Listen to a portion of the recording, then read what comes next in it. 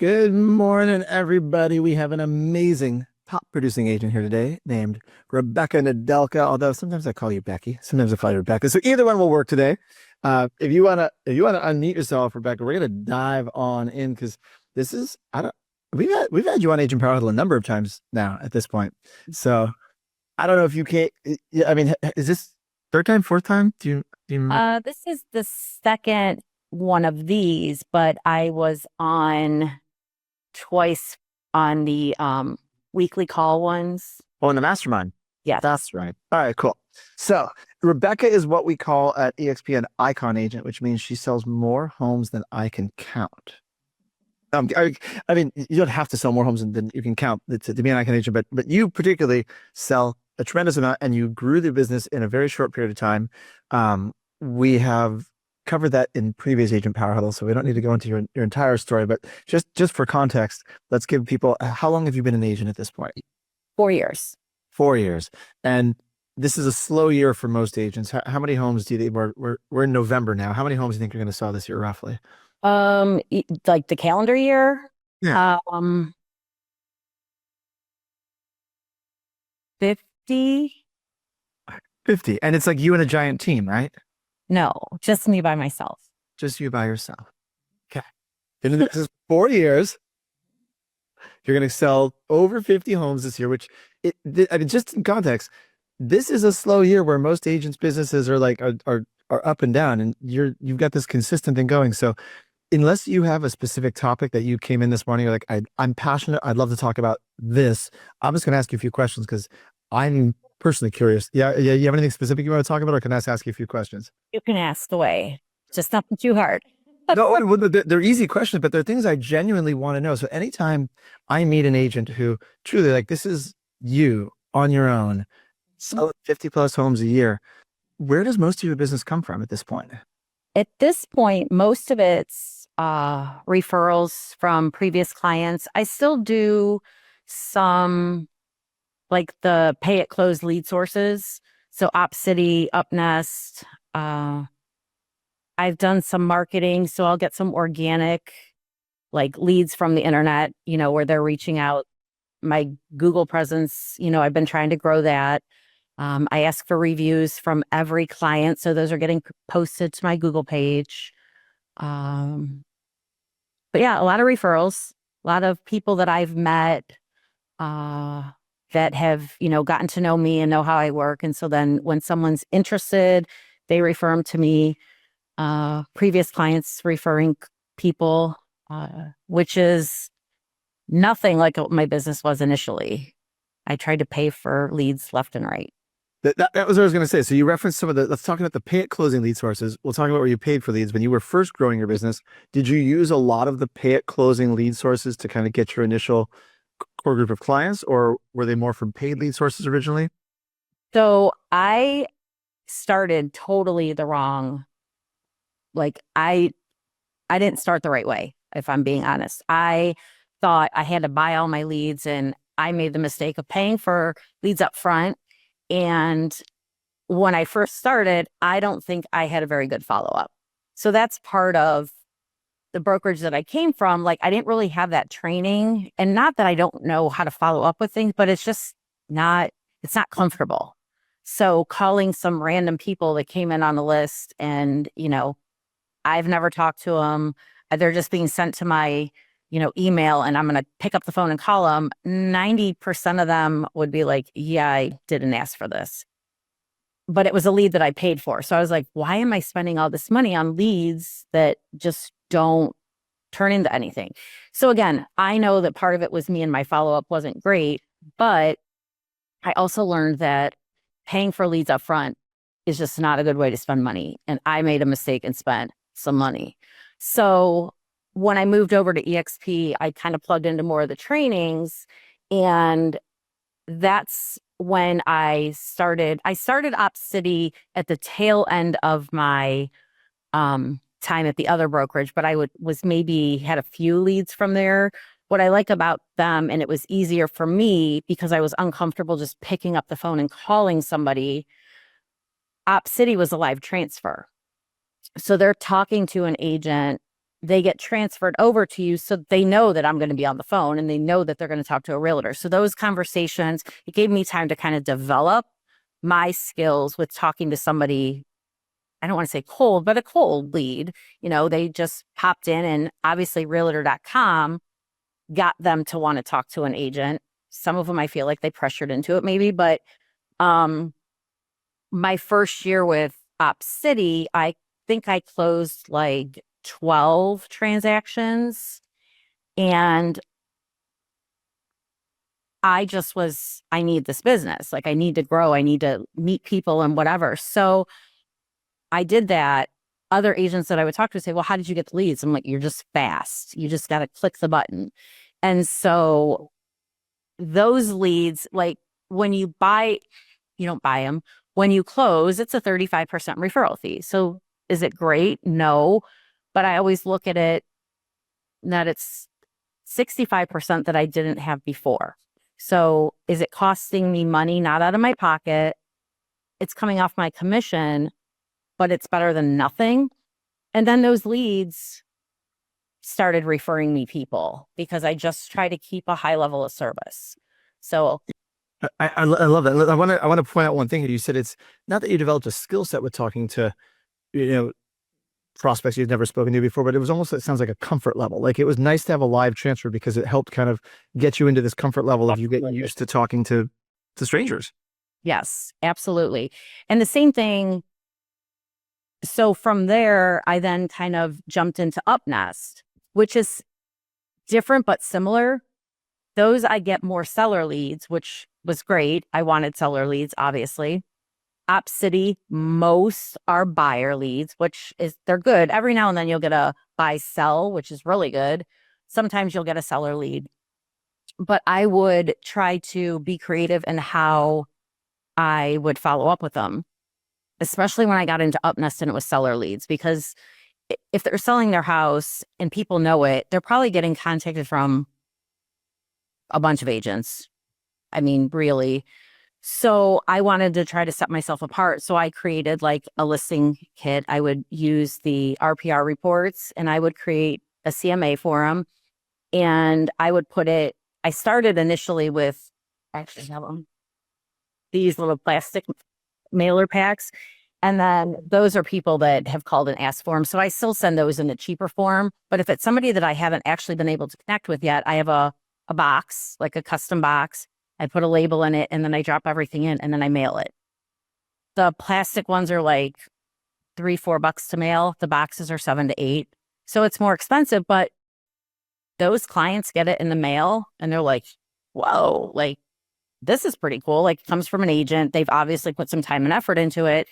And I have my materials printed professionally. So those leads though come in and you'll get a notification. You have to submit a proposal to them with your kind of prepare your video of what you're going to do for them, what's different from you than other agents, what do you know about the market that they're in, and you kind of do that up front. So they've then said, yeah, I want their proposal. So it gets sent to them, and then if you accept it, you then call through their system. You're calling, they're connecting you. The first one I got, it was so awkward because they thought one of them was transferred. They thought I was calling them, but they were calling. It was like ringing on my phone, like they were calling me. It was so bizarre. I don't know if that was just a glitch, but with those, you actually call them through the Upnest number and then they connect. And from there, I've probably gotten 8 or 9 seller leads, which is great. And then those people start referring. So again, you're paying for it up front. That part's gone away, but you're now at closing coming out of your commission. So it's less painful. It's not a true cost to you. Right. So what I'm hearing is especially for newer agents starting out, if you can get access to anything to get your engine jump started, especially without upfront costs, and then you got to differentiate yourself with follow up, right? So the way you're kind of standing out. Do you ever have those clients say, by the way, like you're the only agent that sent me something like this? Like, was that part of, yeah? Oh, absolutely. And I've tried to, like I said, as I do it and I see what's working, I try to step it up a little bit. Like I showed you that I used to use those plastic, you get them on Amazon. It's like, I don't know, 100 of them for $12, cheaper to mail. But then I stepped it up a little bit and I did just a plain white box. I'd print a label and I put it on the inside. I'd address the outside. And then I put all my branded materials inside. So this year at EXPCon, I'm moving to custom boxes. So they're going to be professionally printed. So as I grow my business, I try to upgrade what I'm doing. I'm hopefully making more money. So I'm going to spend more. And I know that it just sets you apart because sooner or later, everybody's going to figure out, oh, she's sending this. Okay, well, she sent this. And it's kind of like I look at it, and it really clicked at EXPCon this year, is kind of like when you compare EXP and all the other brokerages that are developing, starting like EXP is the Netflix, is what I heard at EXPCon, and all these other brokerages that are coming and copying the model. EXP is always going to be the top. So I want to be the agent that started here, and I'm just going to keep upgrading what I do in my market. So I love that, Rebecca, that now that you're selling 50 plus houses a year as a solo agent, you're like, okay, it's time to get custom boxes. mhm. Well, it's just, I think it's awesome because I'm not giving you a hard time. I think it's amazing because it's like you're already crushing it. You're like, okay, how can I innovate now? What else can I do? And when you're talking about the referrals that you get, because I want to transition into that, you said a significant portion of your business comes from referrals, and it sounds like as you got these initial strangers, you turned them into raving fans. Mhm. Was there anything specific that you can put your finger on, or is it all throughout working with them that causes you to get so many referrals? What do you think it is? Um, I think a big part, and I think sometimes my frustrations when I work with some agents, they just don't communicate. And I do tell my clients, I don't care if it's midnight. If you need to text, like, don't necessarily call me at midnight, although really I'm not going to answer my phone at midnight. I'm probably sleeping. But if you think of something, just text me. And when I get up in the morning, I might be awake at midnight. And if I'm awake and it's something I can answer quickly, I'll respond. But I don't want you to ever feel like I'm going to be offended based on the time that you call or text me. I have clients that work all different shifts. I've worked with clients that are in California buying here in Ohio, and they're 3 hours different. So I've got investors out of the country. So depending on what type of business, I mean, my traditional home buyers that are here, obviously on the same time zone, but there are others that aren't. So I want to be clear that you're not going to offend me by when you message me. I will get back to you, and I do. Uh, if I don't get back to you, message me again because there's probably I didn't get it. Something happened. But I really don't have clients like communication. I can't tell you how many times clients have said, I worked with this person. They never got back to me. I couldn't get a hold of them. It was like I was bothering them. My clients will never, ever feel like they're bothering me. Like, that's what I'm here for. Try to make it a simple process. If there's something that's going wrong, I try to keep them out of it and I try to just solve it. Obviously, sometimes you have to get them involved. It's something that they need to be part of. But if it's a little glitch on the back end, I'm not, oh my God, this is happening and making them panic. I want to keep it. My slogan is simple, smooth, sold. So that's my goal, is to keep it as simple as possible, as smooth for the client as possible, and then it's sold. So I really try to keep that my focus for my clients so they, don't have to stress. It's buying a home is stressful, selling a home is stressful. So I try to just, keep it calm for them. And I think that a lot of my clients will say it was a lot smoother than they thought it was going to be. Every now and then, of course, there's hiccups and things that you can't control. I have one, it's not even closed yet. It was supposed to close a week ago, mid-transaction. Unfortunately, the seller passed away. We're in delays and it's going to be, but like for my client, don't stress. We're going to close.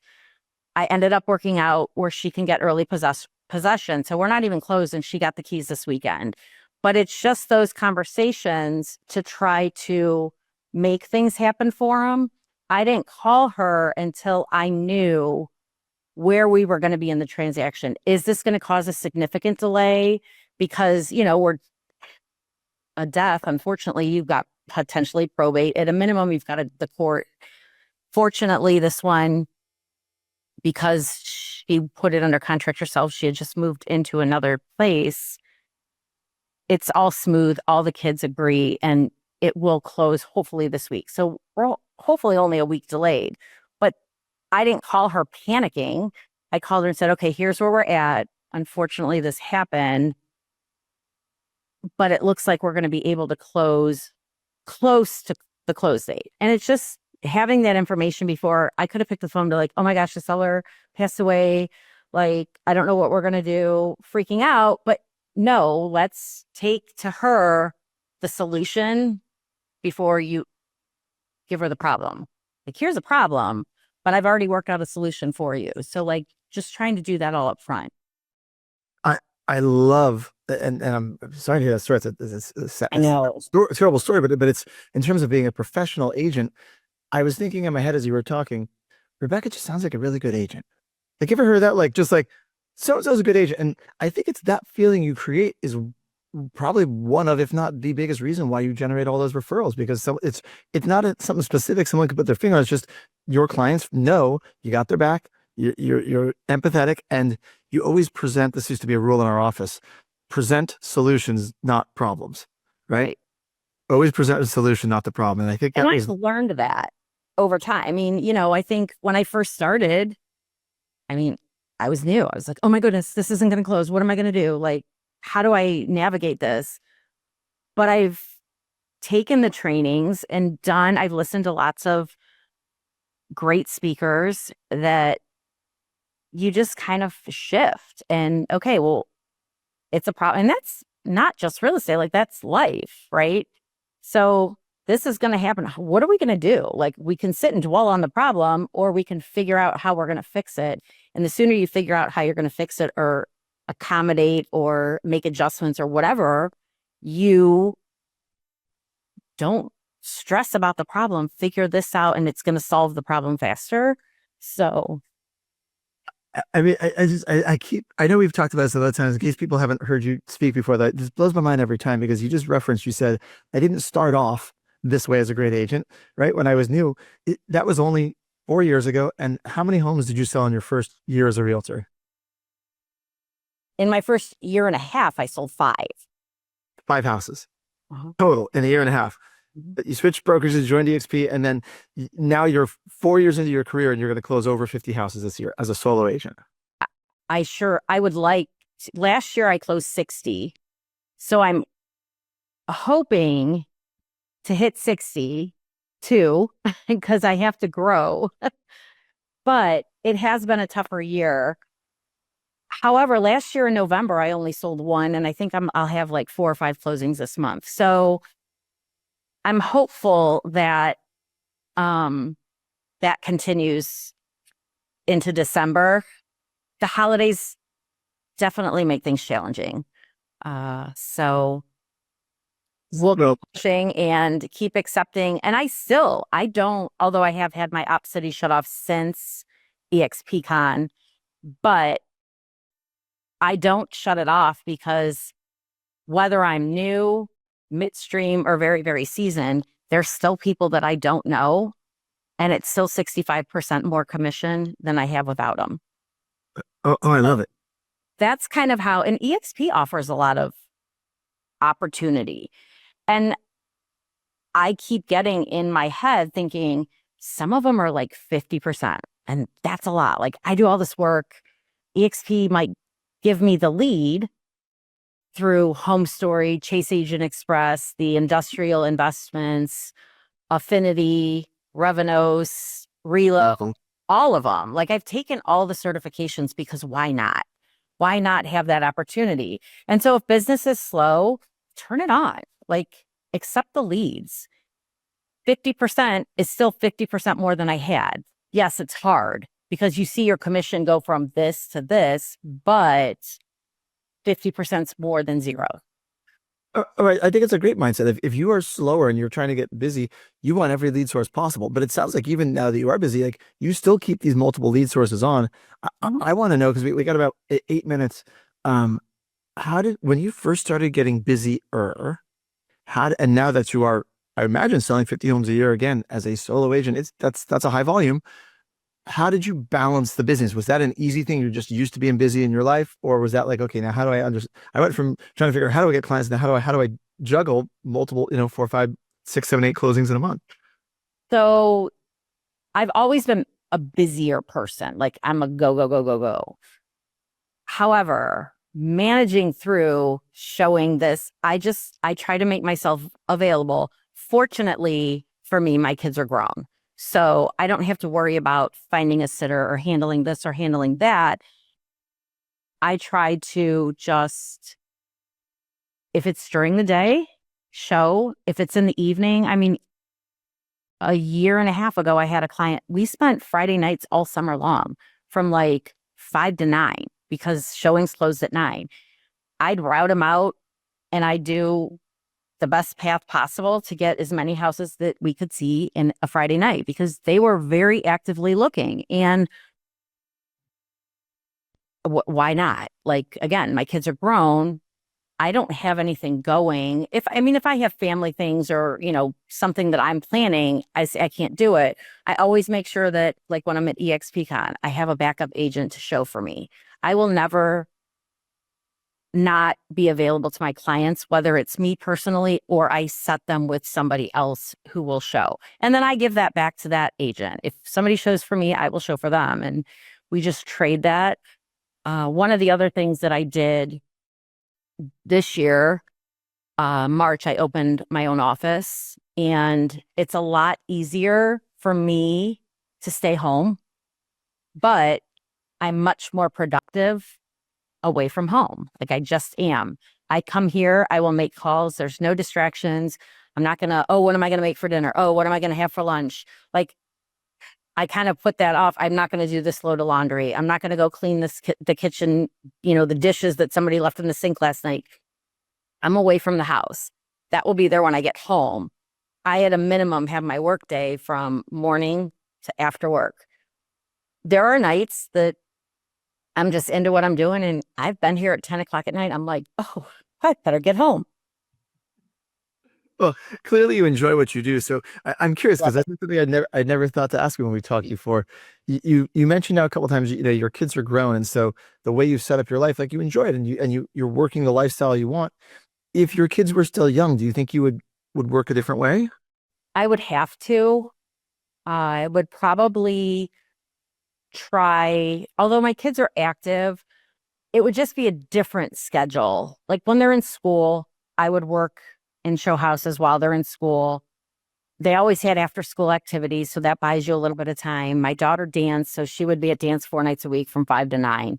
I still had time, but those that don't have that, I mean, you make a choice. You can, you know, when they're little, you want to be home. You can scale that time back.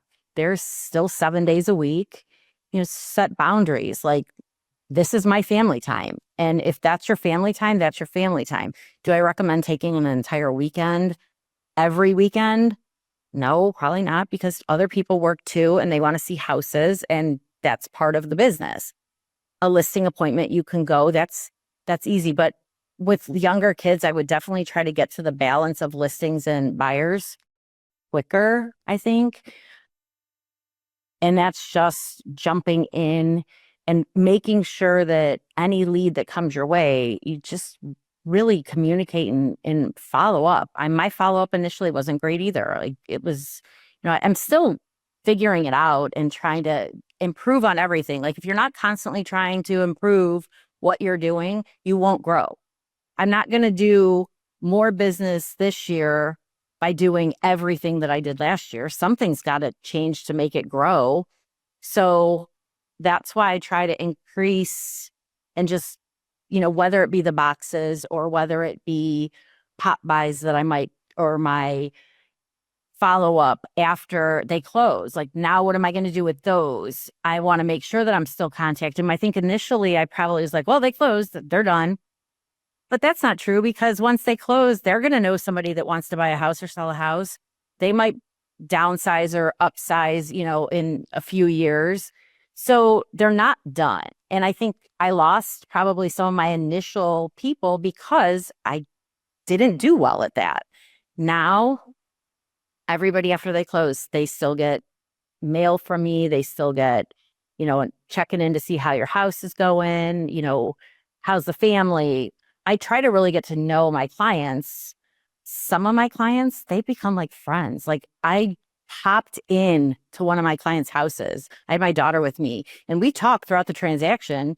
And I'm like, you've got to meet her. She's awesome. Her name was Indy, and her little boy is so cute. So we happened to be in her neighborhood, and I'm like, we're just going to stop by. And she was like, she saw me coming up the driveway. She's like, and she was so excited. I'm like, that's the kind of relationship that I want to build. Like, someone that's happy to see me. And I didn't know her before. So she's Wow. people to me. And that's my goal, is to have every client.